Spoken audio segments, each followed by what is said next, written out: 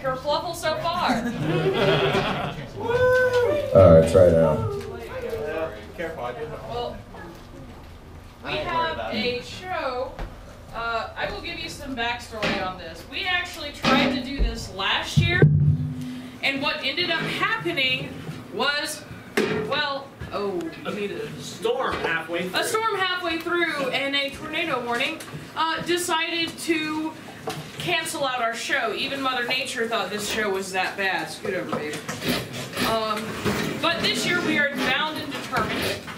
And so we have our crew here. Oh my. Oh my. Murder. And basically, I will give you the brief concept. 2 aliens are sent to Earth to sell shit. So, here, do you want to pop that on? Or is it already on? Now it's on. So, I'm going to have everybody introduce themselves and say the role that they're going to be playing, and then we will get started. How's that sound?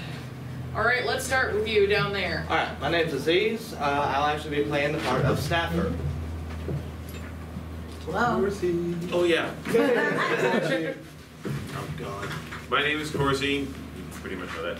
I am Octopus and Fluff. Octopus Fluff. Octopus Fluff. I am Octopus Fluff.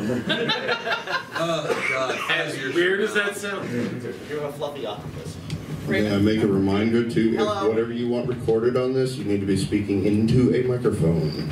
Okay, well, do we just want to split the 2 wired mics between the 2 tables to make life easier? It will. And we'll just give it, because you and I can share that one. Yeah. Okay. Yeah, okay, speak into the microphone when you just pass. I'm Raven. Turn it on. It's the on button. Hello, I'm Raven, and I will be, Chris. Hi, I'm Alari, and I will be doing Barry. I am Victor. I'll be doing the game corner number 02. I'm Mal, You and got this one. Just pick it up. I'm Mal, and I'll be playing my namesake character. So much booze. My name is Pan. My name is Pan, and I'll be playing Pan. See, I actually got creative and tried to, You shortened your name by 3 letters. You just eliminated the redundancy. I am Draconis, and I will not be playing Draconis. I'll be playing Pawut. I think we should have him say Calamity anyway. Okay, I'm Keeper, and I am playing game coordinator number 1, and a guy by the name of McCready. I'm sorry. Whoops, we gotta turn it on. Hey, is he Oh, what's going on? to him so he can... I'm Cyrus, and I'm an alcoholic. Oh, shit, wrong place. I will be playing that crazy, scratchy, irritating voice in everybody's head, or as it says in the script, the narrator. Okay.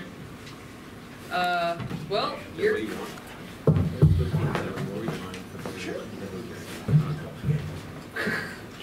More luge. Alright, of course, you'll take it first.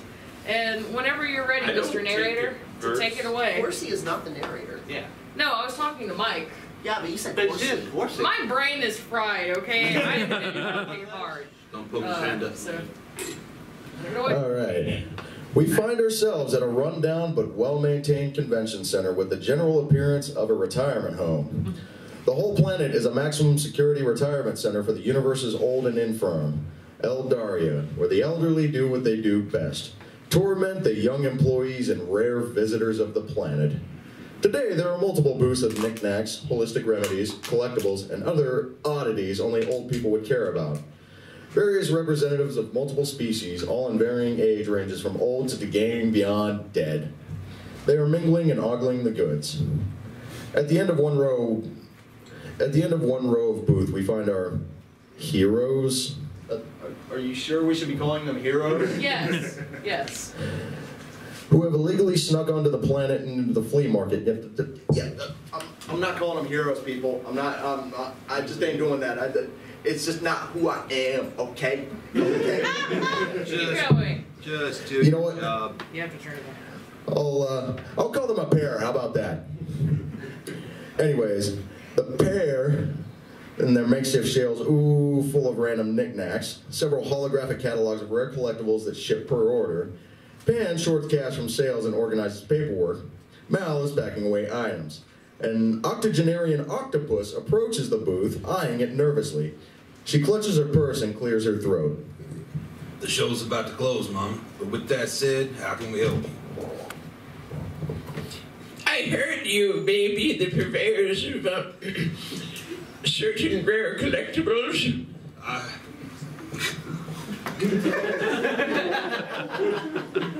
Have you been working on that for like the last year? Yes, I have. Yes. All of our collectibles are of the highest quality, ma'am, and come with certificates of authenticity. One of the items he loads into a box appears to be a gold-painted dog shape with the words Taylor Swift's Emmy crudely written at the bottom. Well, actually, what I'm looking for is a bit more sensitive of a subject than I would care to. Our catalog of sentient and animate objects you can have sex with, including really real dolls, are all on the left, ma'am. And before you get too excited, we're all out of Fox models.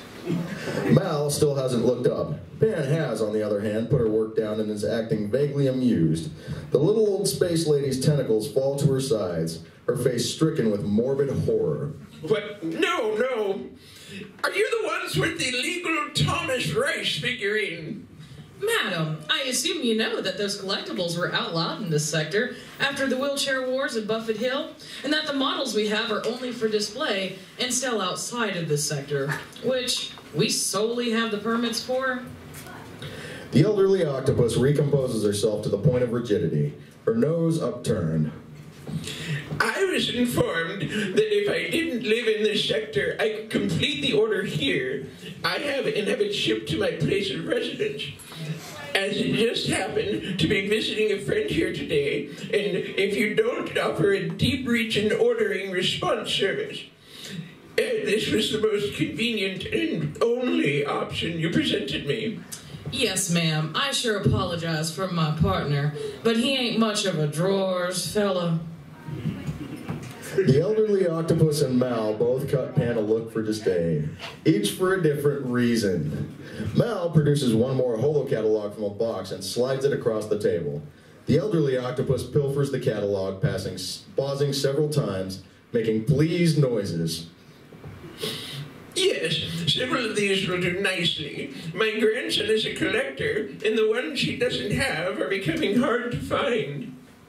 She looks at the pair, eyeing them suspiciously. But how do I know this isn't some sort of scam? A catalog of holograms hardly proves you're licensed dealers with authentic merchandise at your disposal. Mal, Protocol 32. Mal disappears and Pan disappears below the booth momentarily, quickly returning with a velveteen puzzle box held shut by a gold chain, the initials TR inscribed on the top.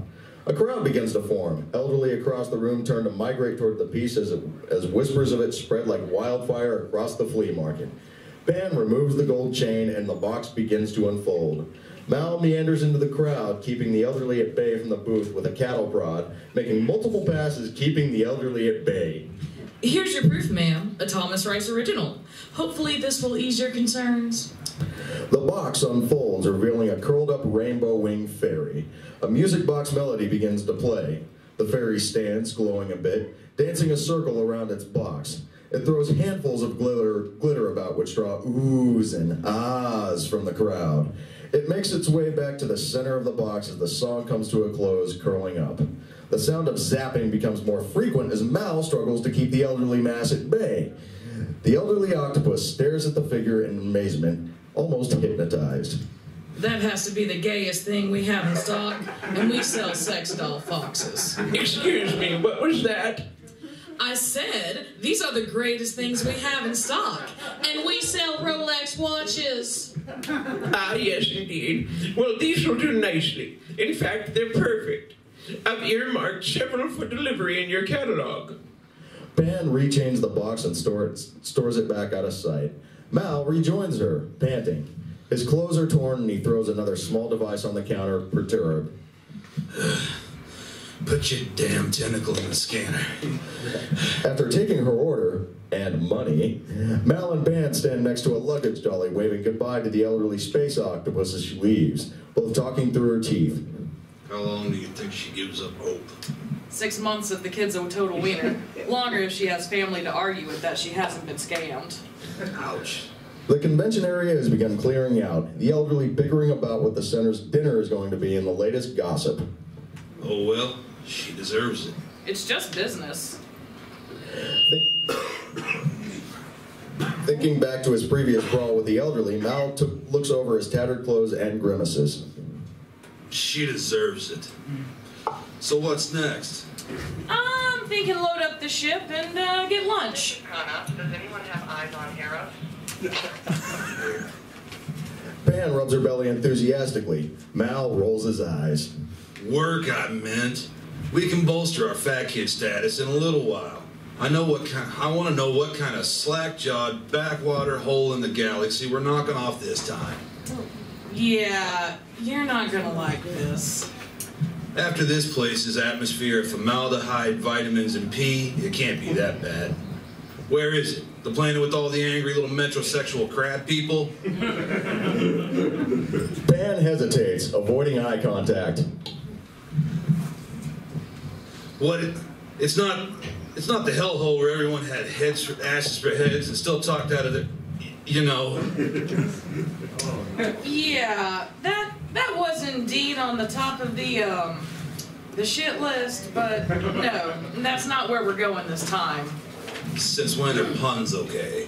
Does anyone with a radio have eyes on Hera? His face grows panicked and it's apparent in his voice, arms thrown up to pin hit ears back in worry. Oh my God! It's Jupiter, isn't it? She's freaking sending us to Jupiter. No, but see, at least it's not Jupiter. You know, she just does the research to find places we can hawk stuff off without fuss showing up. Wait, no. You said at least it's not Jupiter. You should have said it's not that bad. You didn't say it's not that bad. Where the hell are we going? Well, she says it's your damn fault that things are taking up space in the warehouse, and I kind of agree. I mean, who accepts 30 cases of Vulvarian plungers as collateral in the poker game? And who the hell brings them home when they win? I mean, I swear a couple of those things look used. I was drunk. Free is free. And where the hell are we going? And end prologue. Really, Pan? You're gonna leave us hanging? Well, that's not fair. Oh, wait, we find it out here in this scene. Inside of a spaceship copy are heroes. I will not call them that. Our pair. Sit down. Mal is drinking from a flask, and Pan is smoking on a cigarette. A purple haze wafting as she exhales. The ship is worn, even for advanced technology. They stare in silence above a familiar blue planet. Oh, I get it now. Earth. It had to be Earth. Why exactly are we trying to unload any merchandise on these cousin-humping, whale-saving, snowflake-melting, self-destructive, hairless chimpanzees anyway? Isn't this place on a permanent quarantine list after the accident with the cow people from Materia?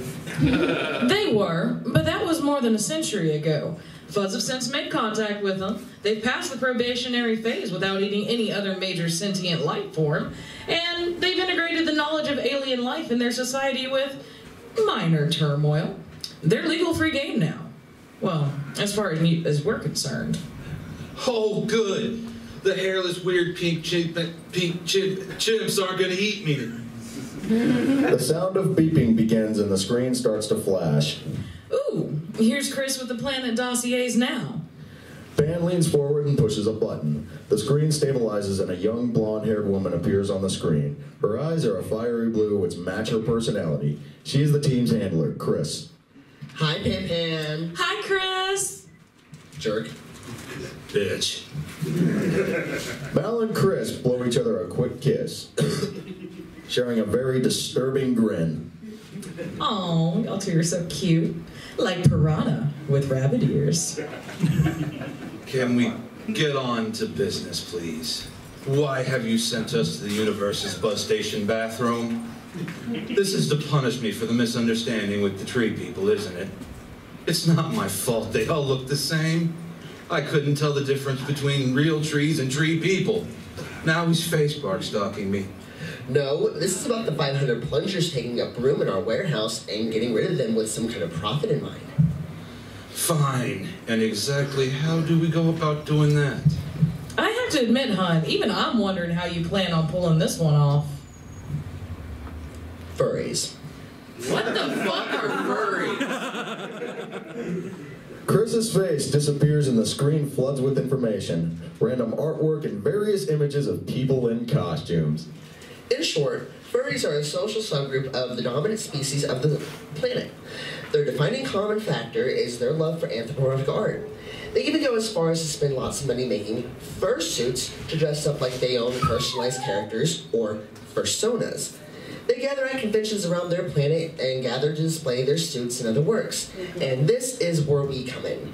Buy and sell swag. Wait, what the hell is android pornographic? Robot porn? Anthropomorphic, you big dumbass. We're anthropomorphic. So it means drunk? Ben and Chris stare at Mal in stunned silence. What? Oh, one more time for the resident day-drinking alcoholic party wolf.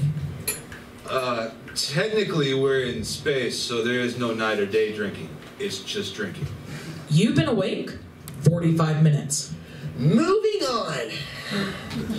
Humans adore, collect, and sometimes worship the lesser animals of the planet.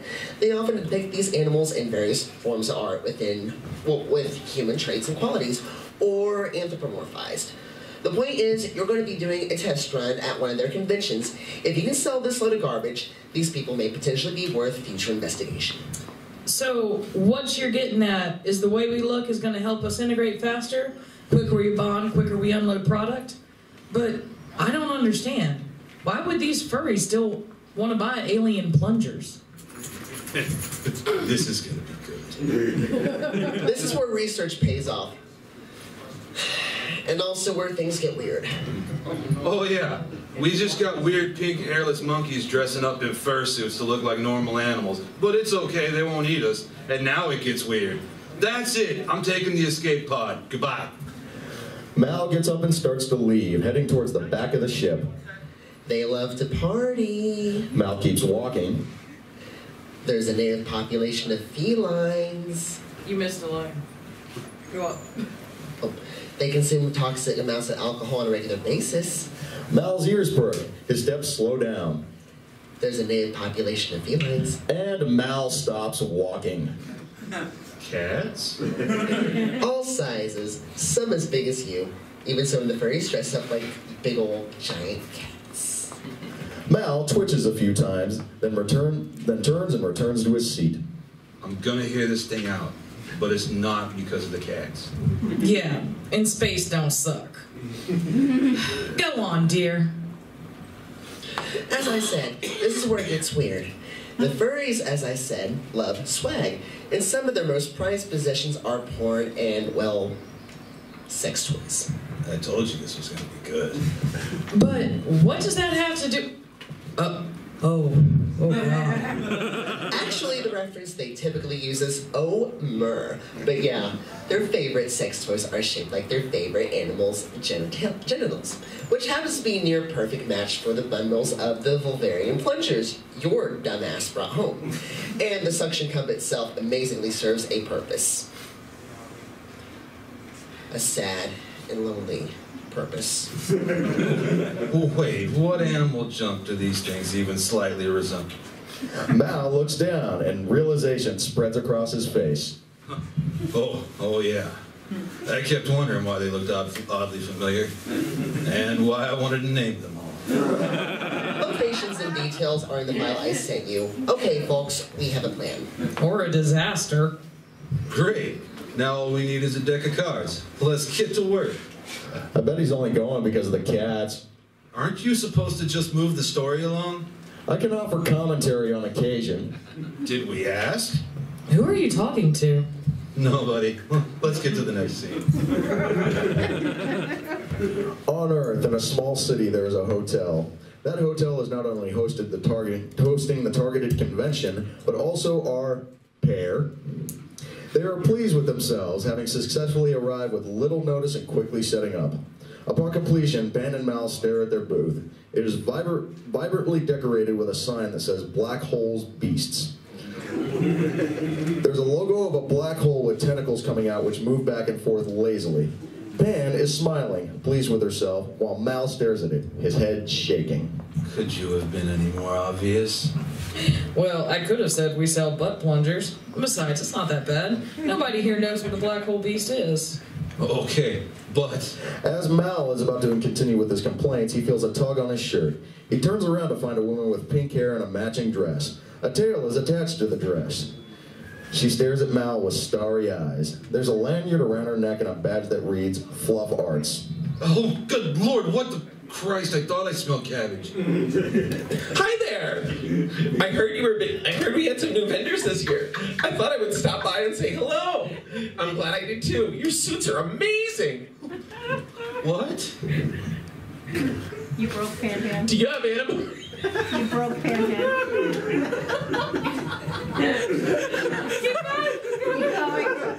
Do you have animatronics installed? Fluff begins inspecting his face, her hand running through his fur in search of stitch marks. I can't feel a single stitch. This may have cost you an arm and a leg. Nah, we made them. Fluff's attention turns briefly to Pan. Looking her over, she rolls her eyes. I guess yours was the prototype. What?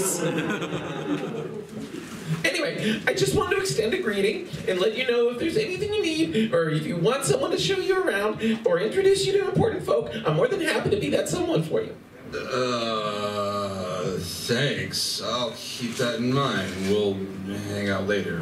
Right, Pan? Yeah, sure, whatever. We gotta finish doing inventory right now, so we better get back to work. Oh, that's fine. You do that. I'll see you later then. Without even acknowledging Pan, she turns and walks to her own booth. It's as pink and flowery as she is. Artwork and stuffed animals are displayed as though the living embodiment of Easter and spring had come to fruition. Guessing you was the beauty team.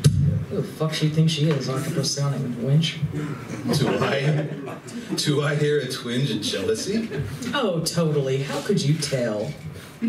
She lightly punches him on the arm as they make their way out of the vendors area. They walk through the ever-growing crowd in the lobby and towards the outside smoking area. Mal pulls out a cigarette and lights it. Pan follows suit. They people watch. There are folks greeting each other, groups carrying in AV equipment, and bags stuffed to the brim with various items. A bell trolley catches Mal's eye as it rolls past, hosting 2 kegs and several cases of alcohol. I hope that is the kind of party that Fluff is planning on taking us to. Please hold off on blowing our cover until Sunday and getting us in trouble. Just 3 days, dude. I do not blow our cover. Oh, how about the gardening festival? Flashback to Mal and Pan in a fight with a giant Venus flytrap. Or the Rin Fair? Flashback to Mal and Pan stuck in the stockades. Or maybe the archaeology conference we broke into. Flashback to Mal growling and hunkered over a pile of bones, keeping archaeologists at bay. The stomach wants what the stomach wants. A small group approaches them. They are in con gear and one is in a raccoon full suit. Game coordinator. Oh, excuse us, but is there a chance we could take a picture with you? Sure, why not? Come on, Pan.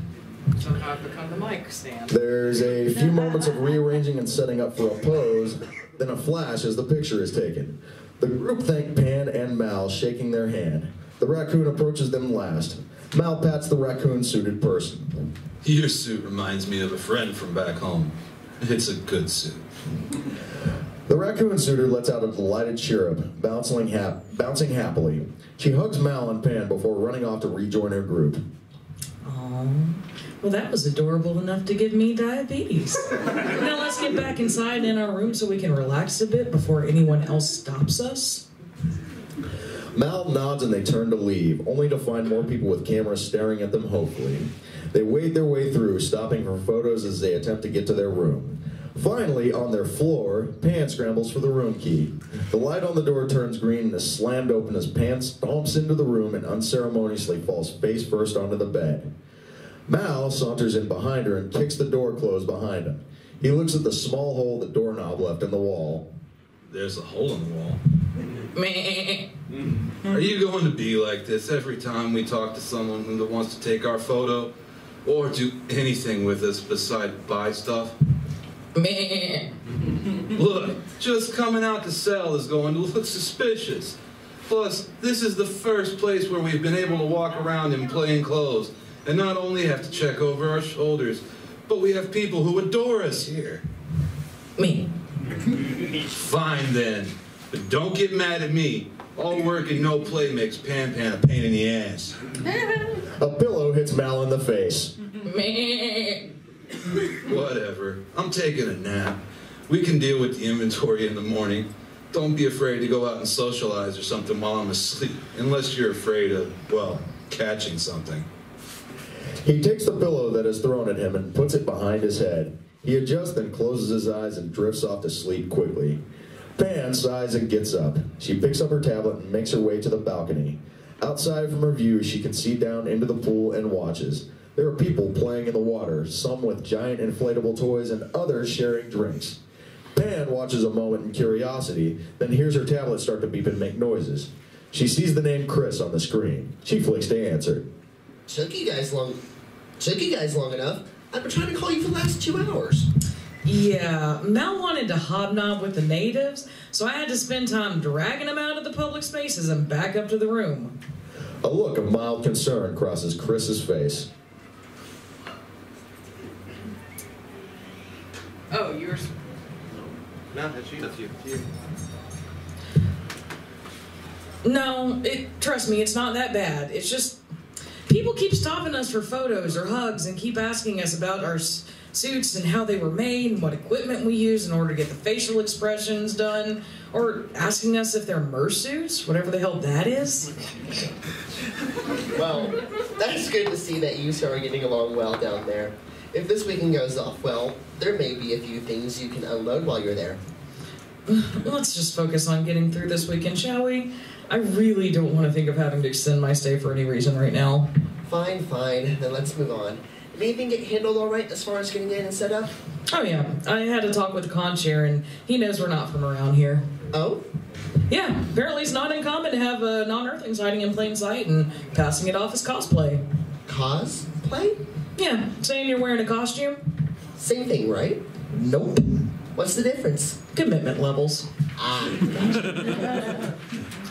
Anyway, there's about 500 attendees expected, so even if we only unload about half of what we got, we'll more than make up for the cost of this whole thing. I honestly think this would be a good resource to unload a lot of product. The people are so far behind, we can give them baby toys and say they're weapons. Or that plungers are dildos. Chris coughs as she attempts to stifle a laugh. A knock at the door redirects Pan's attention. Hey, let me call you back. Sure, I'll talk to you later. The screen goes black and Pan gets up to answer the door. Looking through the peephole into the hallway, she sees a short man standing there. He's slightly overweight. He's wearing a shirt with the word staff printed across the front. He has on an olive green jacket and a hat with lemur ears on it. Hello, Miss Pam? Mr. Mal? Are you there? Pan opens the door slightly and leans against the frame. The man takes a minute to look her over before speaking. Oh my. Beg pardon? Oh, nothing. I was sent by our con chair. He filled me in on y'all's situation. As he requested, I'll be your liaison while you're here. That way I can assist you with anything you needed. Such as? Well, if you have any questions about our Earth culture, I guess, and... Is this working? Closer to your mouth and make sure it's turned on. Yeah, just like that. Like what you did the other night. Hey, I said to keep it quiet.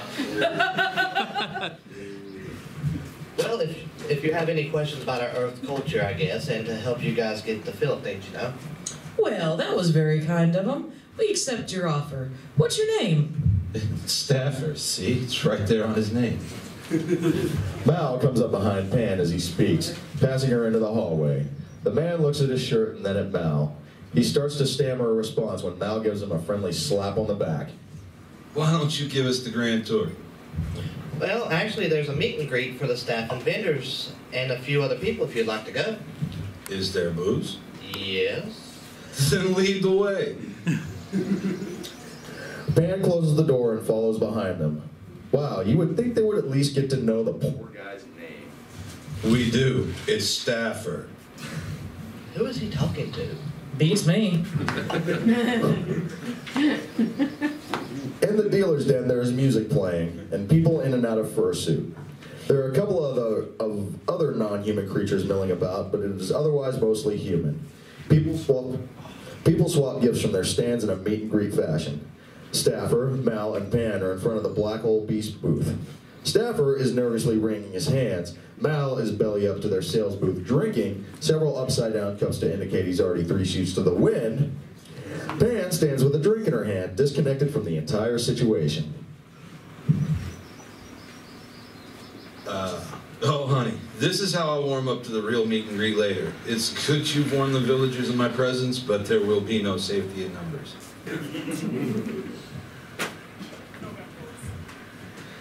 And you don't want that when they're getting any more or less social than she is right now. You're lucky she's speaking words. Any less social, she becomes an immobile, bleeding, crap-hurling monkey. Any more, and well, let's just say she is the moral glue that keeps us from literally becoming space pirates. And when I get her drunk enough, it's kind of becomes a Wonder Twins unite. By our powers combined, we become Captain Crash-a-Party. Meh. You know it's all true. Meh. You're just doing that to be a smartass. Me. Not that smart. See what I deal with?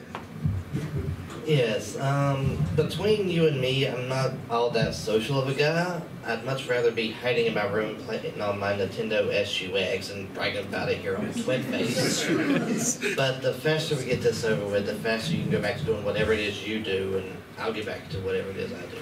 Oh, God. What? Just thinking about what you do. Oh. There is one last thing I should mention.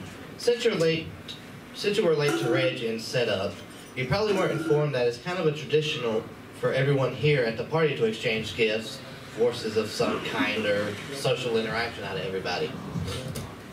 Guess everyone's getting butt plungers from space. Man. That's what they are. Man. There's no way they'll ever know. You're just doing that because of the lucky she's talking comment I made earlier. Man. Whatever. Lead the way, you social butterfly, you. Lemur. I'm a lemur. With Staffer in tow, they begin meeting multiple people, all with varied reactions. Mal seems to be consistently having a good time, hugging everyone whether they want it or not, handing out plungers whether people want them or not, drinking and doing other sordid things the whole time, including making out with a skunk fursuiter. Pan is numb to this behavior, instead eyeing down the vendors and making them feel uncomfortable and in need of a shower.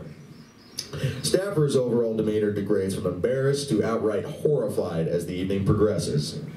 The group eventually find themselves in the hotel lobby bar. Mal is seated at the bar, a row of empty shot glasses in front of him. Mal is engaged in conversation with the scantily dressed fox fursuiter, who never really speaks outside of a few goading erotic muffles directed at Mal. Pan is swirling her finger around in a drink, appearing more engaged. So then the little guy jumps down out of the papoose the lady is wearing, pulls the blaster out of his diaper, spits his binky out, and proceeds to bust the whole joint. Turns out he wasn't a baby at all. Yeah, he was from some weird planet where the people age backwards. Was some kind of fuzz undercover agent. Didn't know cockfighting was illegal. Well, I mean, that kind of cockfight. So, to make a long story worse, those pictures of the little guy Marty here have sure saved our tails. Mal nods in Marty's direction and takes a shot. The slutty fox giggles and puts a paw to his, I don't know what the hell it is, muzzle. Marty stops polishing a glass long enough to point a sign that's on the wall that says, you are under video surveillance, always, in bold letters. Most people don't know our montages and action shots are actually filmed by Shasta.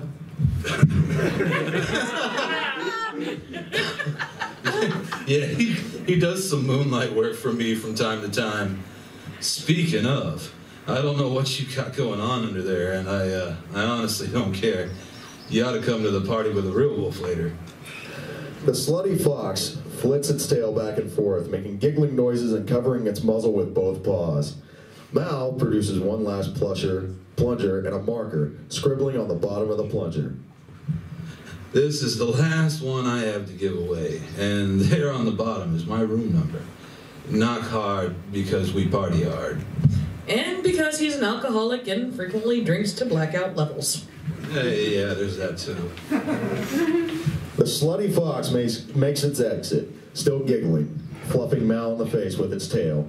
Mal turns to Pan, who watches it walk out the bar, holding the plunger as if it were a baby. Standard bet on whatever it is stops by the room? I never win, but what the hell? I love the bones.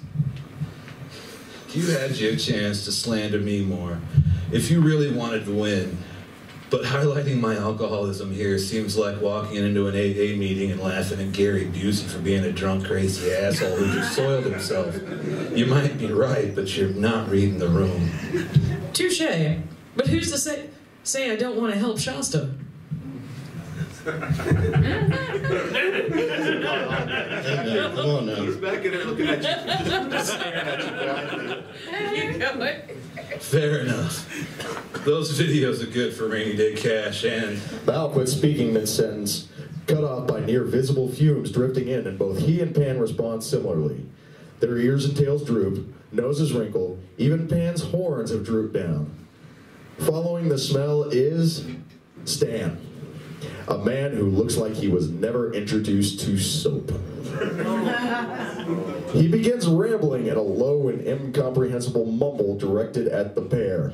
I done seen y'all walking around all day, and I just wanted to come say hi and stuff. And I love your suits; they're great looking. And I'm waiting on my first suit. We should hang out when mine gets done. And my grandma says furries are cute, and she wants to come to a con with me soon because of the YouTube. And I'm having a room party on Saturday night. You guys should come and help me out a little bit there. It puts the lotion on the skin. Pan starts to feel dizzy, having held her breath the moment she realized he wasn't leaving. Mal has systematically pounded 5 shots in a row, cringing and eyes beginning to water. Stan keeps talking regardless of their interjection. Yeah, that's great, buddy. But we've got stuff to do. Not here. Yeah, I do believe I see my 2 favorite people next to my dentist, proctologist, and parole officer. The two evacuate the area, leaving Stan rambling to himself with a blank stare, seemingly unaware of their departure. The scene shifts to center on the duo standing with Fluff and Staffer. Fluff is trying to hang on to Mal, and Staffer is trying to calm his nerves on his game system. Ooh, Jesus, that smelled worse than the swamp planet filled with Amish hipsters. I think I require a booster shower. You smell fine to me. This might have transcended smell. This was a punch in the sinuses. All I can smell is the wolf. Oh God, a new reason to gag. Hopefully there will be no more gagging except the fun kind. So, tomorrow is opening day. Do you have what you need to survive? Any last requests? Well, this probably isn't in your job description, but we were actually considering having a room party after the sales hours had ended. Anyway, you could help make this happen at all? Parties aren't that hard to make happen. Just make sure whoever shows up isn't afraid to party hard. I can help with that. I'm good with hard stuff. God. Pan, time to go. Mal breaks free from Fluff and starts backing away. Nice to see you guys. Big day tomorrow. Should get some shut-eye. Ta-ta for now. Oh, what's wrong, big guy? I thought you liked the attention. It's a tad bit early to pull that emergency ripcord. The next morning at the Black Hole Beast sales booth, Mal and Pan are energetically setting other vendors around are less energetic. Mal and Pan sit down behind the booth, smiling from ear to ear, waiting. A few fursuiters and attendees are stumbling around. Most appear pained and hungover. Mal looks at his watch, then takes a long drink from a flask. Pan sighs. Dude, seriously? It's half coffee. It's early to some people, late to others. So you didn't sleep again? I blacked out a while. Not exactly sure I stopped moving or drinking. You better not ditch me to go drink more, or sleep, or something else. Well, I figured we could work in shifts at some point. So we could both go check this whole fever dream out. I figured food, something else. You really will sleep with anything that moves, won't you? Some cases it doesn't have to move. So, does that mean the incident on, Staffer enters groggily and hungover. I don't know how you guys are up and functional, much less moving that fast. He stops and gawks at Mal. Or drinking. Oh, we're seasoned professionals. And I'm a seasoned alcoholic. Well, you guys are early setting up. This is a good time to check out the hotel and some of the con out. I'm not sure that's really necessary. Mal cuts Pan off, grabbing her by the hand and pulling her away from the table. That sounds great, Stafford. You can keep up with things around here. Well, actually, I should go with you. Nah. And here, this should help. Nip of the dog and all that. Mal hands Staffer the flask, then drags Pan off, leaving Staffer at their booth. He sighs and sits down. Noticing the tablet on the table that Pan often uses, he picks it up and looks at it. Without thinking, he takes a swig from the flask and begins to choke. Jesus, you finger flops, what the hell is this? The hallways are bustling. The pair navigate along the crowded halls. Pan keeps glancing over her shoulder in the direction of the dealer's den. Can you not have that thing for 5 minutes? Mal rummages through his pockets as he speaks, pulling a beer from his inner jacket. He pops the top and downs half of it. It's not that I can't have it. I just don't feel comfortable leaving a piece of equipment with all of our data on it somewhere where someone can get to it. Besides, you shouldn't be the one talking. You know how I can be when I don't, last time Mal stumbles and goes falling, having bumped into something. Wait a second. That's not something, that's someone. It's the little raccoon suitor from earlier. And that is the cutest squeak of fear I've ever heard. Pan grabs her and pulls her out of harm's way, leaving Mal to fall flat on his face. Pan crouches down to the raccoon's eye level. For the first time, her expression is gentle. Are you okay? The raccoon chirrups and hugs her. That's good to hear. You need to be careful. He's the clumsiest wolf in the galaxy right there. Both she and the raccoon giggle. The raccoon then takes her hand and starts pulling her along and towards a room where other fursuiters are making their way inside. Pan follows. I'm fine. Don't worry about me. Mal gets up and straightens himself out. He looks at the sign next to the room where the raccoon took Pan.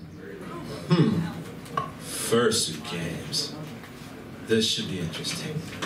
Pausing just inside the door, Mal looks around in awe, finishes his pocket beer, and immediately produces and opens another. Well, would you look at that? It's an expansive room, and several large groups of fursuiters and their handler are playing assorted games. Soccer, ring toss, twister. He spots Pan and the little raccoon walking in the direction of a larger, more rambunctious group. Mal heads in that direction, gawking at everything. A person inside has an inflatable T-Rex costume A person in an inflatable T-Rex costume bounces across Mal's path. They have T-Rexes. Mal parts a few members of the group and catches up to Pan and the raccoon, both giggling to each other at the edge of a group game he doesn't quite understand. There are furs paired up in groups of 2, and each have a small round basket net. There are about 7 or 8 pair. There is a larger tub off to the side, and 2 game coordinators are talking and looking at the group. What is this amazing madness I'm seeing? She says it's called Hungry Hungry Suitor. It's based off of a children's game where hippos try to eat as many marbles as possible. That can't be good for your health. Probably. But regardless, they seem to have adapted the game for suitors. People pair up and try to get as many balls as possible. One on the ground, the other rolling on the little whatever that's called, and another pushing and pulling in directions. That sounds dumb. Very. But she wants us to play. The raccoon nods and chirrups, grabbing both of them and directing them to the staff by the big bucket. They stop their conversation and look at the trio, eyes raised. One of the game coordinators turns to the raccoon. Did you find a partner yet, Rakita? The raccoon nods fervently. Wait, we know her name now. Let's, might as well use it. Raketa nods fervently and points at Mal and Pan, who are given another once-over by the game coordinator. You can only pick one of them. Me. Mal raises his hand, getting lost in the moment. Well, since your heart is set on it, you go ahead. Shame. I was hoping to play. Well, you're in luck. We actually had another person want to play, but they needed partners, so we can just sign you two up together. But you see, I don't... Oh, shit. Pan sighs and gives up. It's apparent that he's not listening. She looks at Mal and Raketa. He's on his haunches going over strategy with her. And when they get near your balls, you just let out a hiss and rake at them with your claws. Raketa attempts to do so, but her paws are soft and fluffy, and her version of a hiss sounds more like a stuffed animal's squeak. It's actually quite adorable. Wow, you're actually into this thing. Mal gives a shrug. Mostly has to do with her enthusiasm. I'm not sure what it is, but she's a little ball of energy, kind of infectious. Miss Pan, this is going to be your partner for the game. This is Pawfoot. Pan turns around and finds the game coordinator from earlier, and standing next to him is what seems like it could be a dog, or is it a wolf? Regardless, it is brightly colored, and a shirt over the suit says, "I love hugs." Why, hello! That's loud. Oh, I love your suit. It's so nice. Without a moment's hesitation, he starts to pat her arm and touch her. It's so soft and feels so real. Really? I know, isn't it? It's great, isn't it? Not everyone has a chance to get this close to Pawoot. He specifically asked to play with you when you came in. Would you have him would you have put him in with Little Raccoon, but wouldn't have made that much of an impression. But you two, you just look great. This is for his vlog. Vlog? It's okay. You don't have to be scared. Just ignore the cameras. I'm sure it won't be long before you get your own crew. Your suit is amazing. I admit, it's not expected to find someone such talent. I heard you made your own suit. What did you use for that facial expression? Animatronics?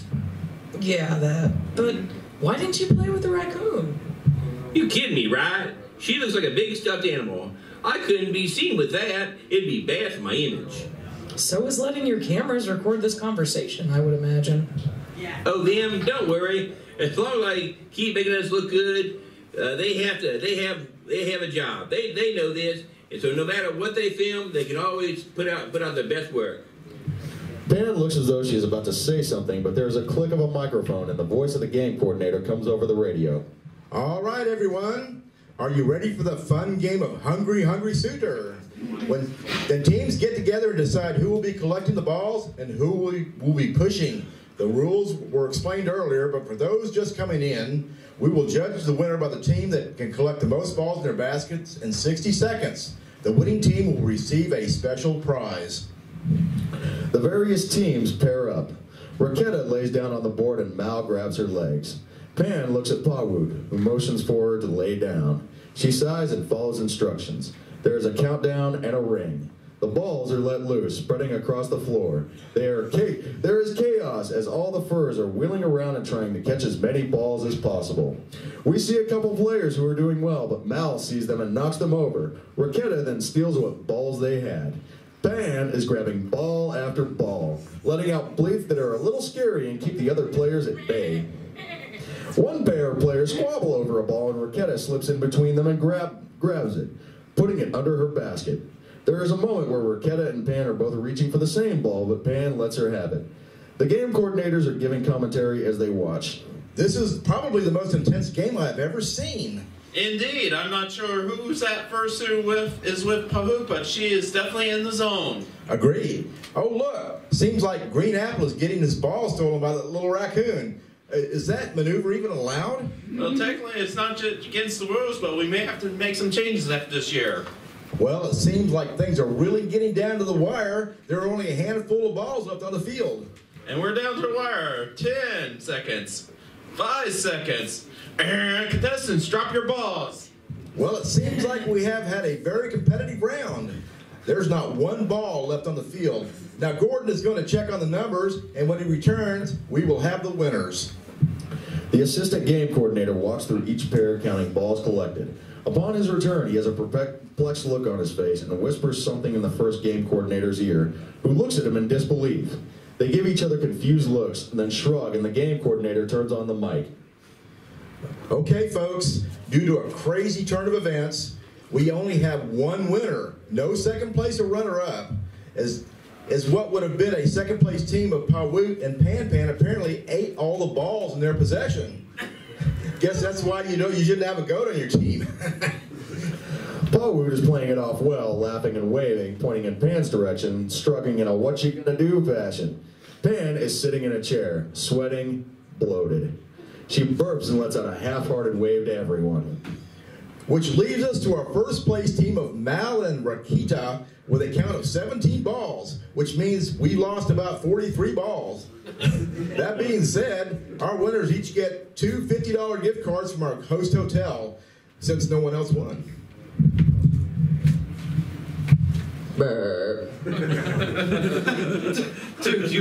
Dude, you actually ate all those? Jesus fucks, what were they, billiard balls? In my defense, no one explained the specifics to me. No one else should have to explain that to you. I don't know what you were planning, but you aren't gonna upstage me. Calm your tits. I'm a business person, not an entertainer. Could have fooled me. Where'd you hide all those balls? Pawoot begins to pat down Pan, searching for a seam. He eventually puts his paw on her face and then in her maw. He stops when he feels the saliva, warm breath, and her moving tongues. Oh God, that's a tongue. Uh-huh. I would suggest taking your hand out of her mouth before she eats that too. Pawoot listens, shaking spit off his hand as he pulls it out. Well, I better go. Lots of Jordan spread. Bye. Pawoot leaves, visibly confused. Raketa lets out a laugh. Oh yeah. Beats of the dubs. This little fuzzball is now one of my new favorite things on this planet. You mean currently? Nah. We're keeping this one around. Might even use her to replace the sweaty thing you found in the hallway. She's tiny, aggressive, seems to know the culture, and likes to steal stuff. And just between you and me, I might have used the game to cop a feel. I moved my paw, she put it back on her tail. Sir, you know what? No, forget it. I don't know why I'm acting surprised. You'd hump Big Bird. I mean, it depends on if you're using the pronoun or just descriptive adjectives. I may already have. Wait, speaking of Big Sweaty Sweetheart, you think we should go check on Staffer? Nah, he's a consummate professional. I left him my flask. If he actually makes any sales, we'll compensate him. But besides, I bet no one has even noticed our stand. Yeah, let's check in on Staffer. Seems he's handing out plungers and taking in cash as fast as he can, nearly screaming in panic over and over. Thank you for shopping at the Black Hole Beast. It puts the monster in the hole. Thank you for shopping. Thank you. No, not there. All sales are final. It puts the monster in the hole. Thank you. Dear Lord, where are those two? A lull presents itself and Staffer takes another drink from Mal's flask and gags. Jesus, ipping a fox again. What is that? Folgers, battery acid, and gasoline? More like liquid rocks. He takes another drink from the flask. Oh dear. Let's cut back to Malpan and Raketa. Come on, let's check the place out a little bit more. He's a big boy and he can handle himself. I mean, most of the day's gone anyway. It's 10:30 in the morning. Like I said, most of the day's gone. We'll cut him in if he worked hard. Briefly cutting back to check on Staffer, he's hiding under the booth as plungers and cash rain down. He trembles, crying as the people rage. You guys should probably go check on him. Nah, he'll be fine. Well, I suppose you're right. I just kind of feel bad dumping everything on him. I spend so much time griping at you for dumping stuff on me. But that's what we do. I dump, you gripe. Besides, isn't our motto money fixes everything? Touché. And I don't really think we have a motto. At best, it's insert relevant statement here. Indeed and indubitably. Now, let's familiarize ourselves with the lay of the land and spread the word to the villagers of the grand ball tonight. Should we warn them of the wolf? As I've already said, my dear, it will do no good. Mal and Pan walk through the con, spending the day checking out various events, panels, and games. They eventually end up back in the dealer's den, eyeballing art of various kinds and mediums. Pan has a few flyers about their room party tucked under her arm and is handing them out selectively to people. Mal is looking around, hands shoved in his jacket pocket. Man, Chris wasn't kidding about their taste in porn. Some of this is really good. I think my pants may be shrinking. I might even buy something before we head home. So the weird pink hairless apes. Aren't so bad.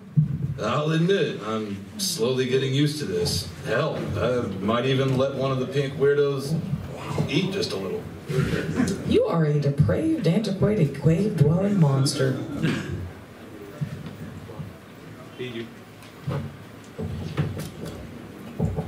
I prefer sexy.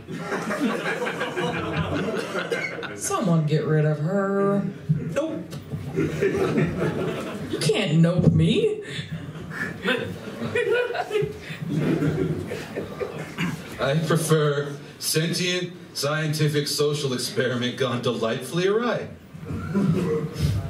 You know, some of these people are legitimate artists, and they could be doing a lot more than this. But I guess their quirks and oddities drive them together like this. For emotional support, it's oddly refreshing. Now who's starting to like the pink apes? Hey, if you'll admit it, I'll admit it too. This ain't so bad.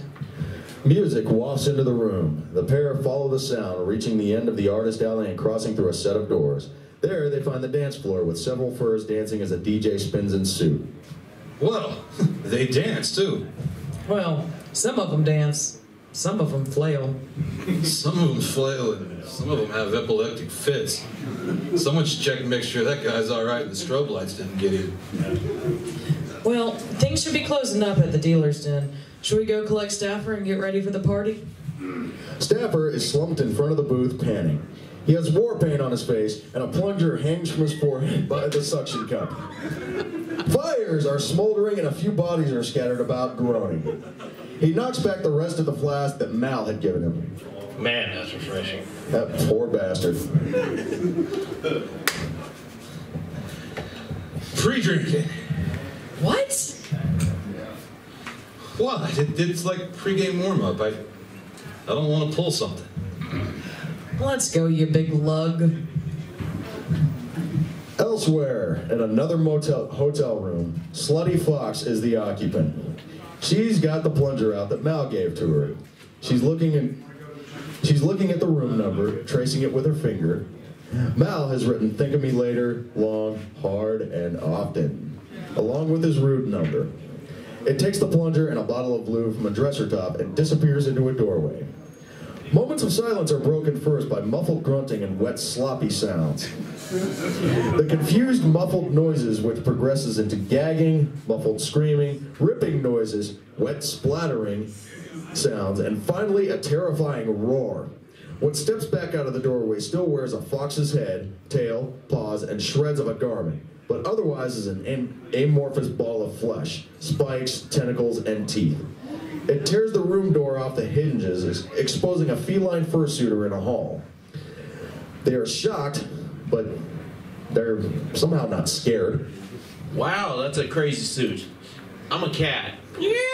The monster immediately sticks a paw-covered tentacle out and completely envelops the cat. The monster grows and absorbs the cat suitor. Parts of the cat's suit appear on the creature's flesh. The creature turns and walks down the hallway. Other screams ensue. Elsewhere in the hotel is a room party hosted by Pan and Mal. Music is playing. Most of the folks they have met throughout the weekend so far are present, along with other folks. People are dancing, drinking, and enjoying themselves. Pan and Mal are gathered near the balcony to talking to a group of folks. Fluff is, once again, trying to cling to Mal and getting shoved away with one paw while holding onto Raketa with his other. Staffer is cleaning war paint off of his face, and they are all holding drinks. Marty is in the background mixing something. His surveillance sign is now pinned on the wall, and a security camera is above it.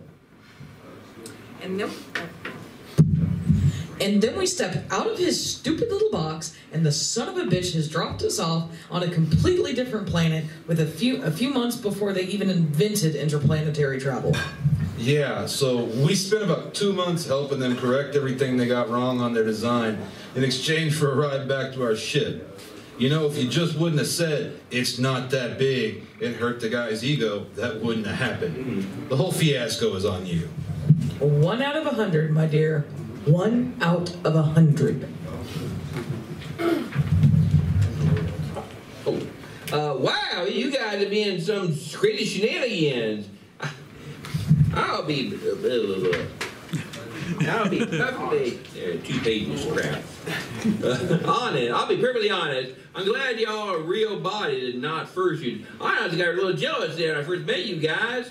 Thought I was gonna lose my fans for a second there. My hand too. Nah, we got our own cameraman to record our shenanigans. Usually unintentional shenanigans. There's a hard, heavy knock at the door. Mal takes his arm off Raketa and heads towards the door. You ladies keep Poo and Morty company. I'll handle this. I'm here too, you know. I said ladies. I wonder who that could be. Seems like this is everyone we invited. Mal opens the door to find the slutty fox monster, who now has several other fursuited pieces hanging out of it now and has grown in size. Mal looks it up and down, then notices the end of the plunger hanging out of a hole in the creature, his room number still written on it. Hey, glad you could make it. I was starting to wonder where you were. Tell you what, let me kick some other people out real quick. Make more room, okay? He closes the door. He sighs and leans against the door for a moment. He looks through the people, shudders, and sighs once more. I hate always being right. Mal crosses the room back to the others and grabs Raketa by the shoulders, leading her away. Ben, Protocol 42. What, really? Don't know, didn't do it. Just trust me. On the balcony now. Mal opens the closet door and shoves Raketa in. Listen, no matter what you hear, stay quiet and don't come out till I get you. Everything will be all right. I'm pretty sure you'll live. He closes the door and wedges it shut. Raketa chirps as he walks away, but it's too late. Mal is across the room and digging under the bed. He pulls out a black duffel bag. Everyone else is either still partying on, looking on in mild disinterest. Mal shoves past Woot and the others to join Pan on the balcony. Sorry, guys. Out of chips, out of ice, out of booze, whatever. We're out of something. Be back later. You keep the party going, okay? He closes the blinds and sliding glass door. What the hell is going on? Did Fuss show up? Is there an unhappy customer? Are we out of product? Mal pulls a rope from the bag and begins tying it to the handrail. No time. Jig's up. Not my fault. Gotta go. What about the others? Don't leave me in the dark here, Mal. There's the sound of the door breaking in and screams from the other people erupting from the room. Yeah, that's great. You go back and check on them. Me, I've seen this horror movie before, so I know how it's gonna go. It would be great if we weren't on the top floor. Halfway down is going to have to do. Shouldering the duffel bag and gathering up the rope, Mal looks over the rail. You know what? I think I'm good for now. Are you sure? You don't want your explanation? The door flies open and the blinds rip down. The monster is standing there growling, obviously having grown. More tails and other fursuit parts extruding from it. Never mind. There it is. Mal grabs Pan and dives over the rail, holding onto the rope with one paw and Pan with the other, his footpaw in a loop at the end of the rope. The swing at a downward arc back towards the building, both screaming and the monster roaring over the railing at them. Pan braces, braces her hooves, aiming for the door. They come crashing through the balcony doorway several floors below where another room party is taking place. Furs are gaping at Pan as she stands and dusts herself off. Holy shit on a shingle. Warn me first before you do something like that again. Mal is already standing at a counter with several other furs, a drink already in his hand, double bagged by his feet. If you have time to drink, you can... You know what? If you have time to drink, you can explain what's going on and what the hell that thing was in our room. Well, considering whatever that was hasn't flown or climbed down here after us, it's either stuck in the madness traffic jam at the elevators or struggling to fit down the stairwell. Either way, the monster is standing on the top floor, still waiting on an elevator, sighing and grumbling. Thanks. No problem. Focus. I assume we have at least a couple of minutes. I had the bartender mixing you something up anyway.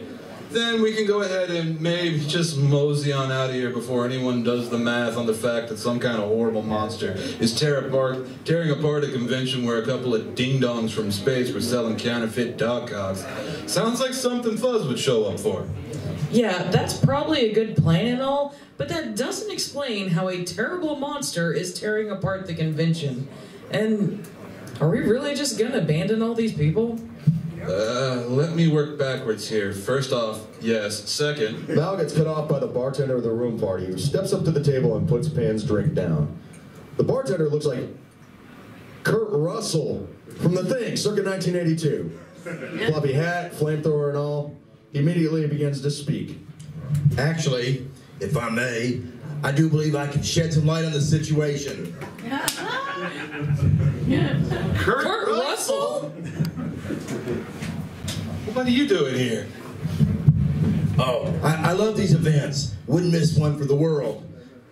If I'm not mistaken, I do believe what you have here is a case of a derelict, predatory, single-cell parasitic organism that invades and modifies the host body at a cellular level and genetic level. Fire should do the trick. At least that's been my experience.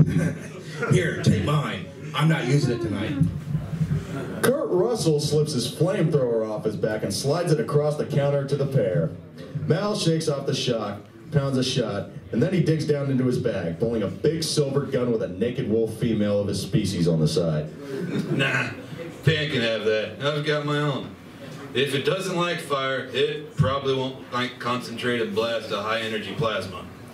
Pan shakes off the shock as well and downs her drink. She rubs her paws together. A wicked grin crosses her face as she slides on the flamethrower. He cackles like a madman. The monster roars in the distance. All of a sudden, I feel less safe. I do believe that's our cue to take a leave. They head for the door. Bye, Kurt Russell. Bye. Why do they keep calling me Kurt Russell? Mal and Pan make their way down to the stairwell. It's oddly dark and creepy. Tell me again why we're taking the stairs. Come on. You're seriously telling me you haven't seen this part of every movie where the good guy gets in the elevator and the monster lands on top of the elevator, or the power gets cut so they're trapped in the elevator? Yeah, we're not doing that. Stairs don't break. At least I hope. Do you seriously base everything you know off of movies and video games? That and video games. So how do we know this thing hasn't gotten in front of us somehow? Crashing, roaring, and screaming can be heard a few floors above them. Okay, so it hasn't. But this stairwell is still fairly creepy, especially for a nice hotel. Why do I feel like we're being watched? Mal huffs and stops, turning to face Pan. I don't know. Maybe because some horrible abomination wants to eat us? A shadow appears behind Mal, and it takes a second before Pan notices, and her face becomes stricken with fear. Mal keeps talking. Come on. We've got a couple more floors to the bottom, and we're home free. What? Oh. He realizes something is behind him. Mal drops his head, pinches his sinuses, and sighs. He then turns around screaming and raising his gun as fast as he can. Causing Pan to panic, yell, and raise her own weapon, 3 red laser sights appear on Mal's chest. A creature hiding on the flight of stairs below them deactivates a cloaking device. Mal lowers his gun in relief. It's only Barry, a mercenary from space that has a habit of chasing after Mal and Pan. Barry, you son of a bitch, this better not be about Venus. You already said we were square like 3 times. The door on the floor above them bursts open and the now gigantic writhing fur monster appears through it. Barry climbs up the wall and pushes a button, disappearing from their view once more. Never mind, Mal. Catch up with you later. Number one, the mercenary my ass. The pair flee down the stairs, the creature chasing behind them. They burst into the light of the main lobby, people gawking at the ruckus. Mal points towards the lobby exit. Oh god, I lost my spot. Door, we gotta... that's not right. No, you're right. Door, we gotta clear some of these idiots out or we'll never make it. I got this. My fellow congoers, this is an emergency. Please exit the structure in an orderly fashion. No one is moving. If anything, they've moved closer and started filming. Mal steps forward and with one paw reaches and pulls the trigger. With one paw reaches and pulls the trigger on the flamethrower in Pan's hands. Fire! Everyone run! Scurry! Flee! Everyone begins to panic, scream, and run away. Pan and Mal make for the door as the creature bursts through the wall behind them. I don't think we're gonna make it! Just keep running. They both spring for the exit, shoving their way over, around, and through the crowd. The monster rolls over and absorbs every attendee in its path, tails and fursuit's heads writhing, all making noises as it moves. Mal and Pan reach the door, but are stuck behind the traffic of people trying to escape. They turn to face the creature. Well, if I'm going out shooting, soiling myself, and screaming like a little girl. Oh, and drunk. Mal takes his flask out, turns it, and drains it. They proceed to empty their weapons at the creature, but with little to no effect. The crowd is clearing out, but not fast enough. The pair look at each other in horror and hug in a final embrace as the monster charges them. Stan meanders towards them, slowly shuffling in front of the creature, completely oblivious to his surroundings and mumbling. If y'all are going out to eat, I'm going with you. Really, I can use it. Then we can stop back by my room, set up for the party, and eat all over it. The creature runs over Stan and for a moment keeps moving unfazed. Then it lurches to a stop, begins to shudder and convulse. Every protruding head on it begins to scream in pain. Its skin turns from pink to green, then gray, and black. It finally explodes all over the lobby, leaving mostly naked, now horrible-smelling, slimy furs writhing all over the lobby. They all begin to pick up their belongings and shuffle off in different directions. Mal and Pan are still standing in the entrance gawking. They watch as the silence that had fallen over the con slowly turns into a low buzz of people talking once more, almost as if nothing had happened. 'Tis poor hygiene that killed the beast. Not quite what I expected. I think I'm going to go get that booster shower now. And the nap. Methinks this day is going to be the slowest ever. Yeah, let's go before that one over there notices we're here. Pan points at Fluff. Or that one. Mal points at Stafford. Definitely that one. Pan points at Stan. Any of them, really. Let's just go. Besides, I've got a raccoon to let out of the closet. With the weekend over and our... I'm still not calling them heroes. I mean, they started the whole debacle. They didn't even fix the problem. Yeah, joke's on you. I didn't sign a contract. Well, Mal and Pan are back at the ship. The cockpit is littered with con shirts, artwork, and various other swag from the con. There's a flash on the screen and Pan, who is sleeping on the chair, hits ignore. Elsewhere on the ship is Mal, sitting angrily and individually scrubbing each and every plunger. The end.